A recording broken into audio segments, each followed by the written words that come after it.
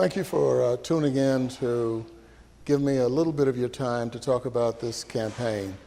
First, I don't think I need to tell anyone this is going to go down in history as one of the most awful campaigns the United States has ever seen. The reason is that not only are we badly divided, the nation is almost split in half ideologically. But in this campaign, we have something that we've not seen perhaps since the 1700s, and that is a level of viciousness placed into the campaign as a substitute for depth. I think that at this point, I can say that my concentration has been and will remain on policy.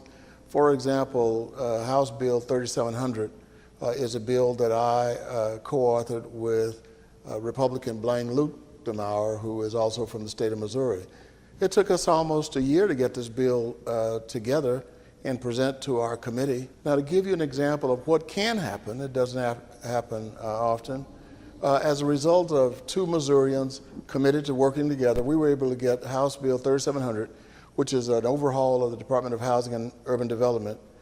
We got this bill approved by both houses unanimously.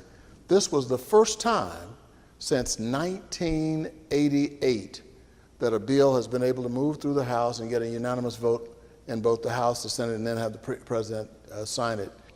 We have, for example, coming up, something related to floods. I'm making a commitment even here before it's done that Blaine Luetkemeyer, who is the chair of the Oversight Committee, and myself, the ranking member, will be able to get a flood insurance bill through and signed by the President.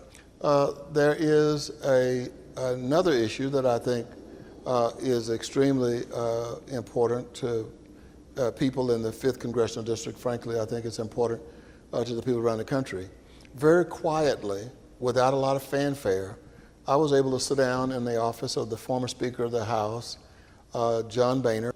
Lo and behold, without any name calling, without somebody calling someone else a bigot or something maybe even worse, we were able to get $25 million in the budget or in the spending bill for body cameras for police departments. We were able to get a agricultural bill passed, and I was one of the formidable foes for individuals who did not want to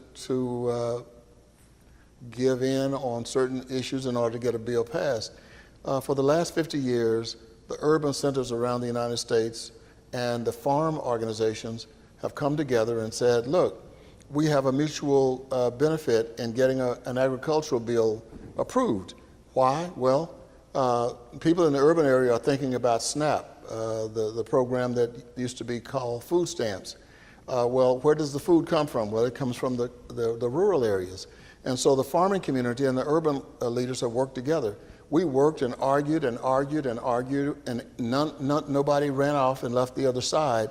And so we were able to get a very, very healthy agricultural bill approved. As I said, we get things done, not at the level that it should be done for the United States, the most powerful nation on the planet, but we are getting things done. And there are pieces of legislation that I still have hope for before January, and I intend to give all that I have to get those things done.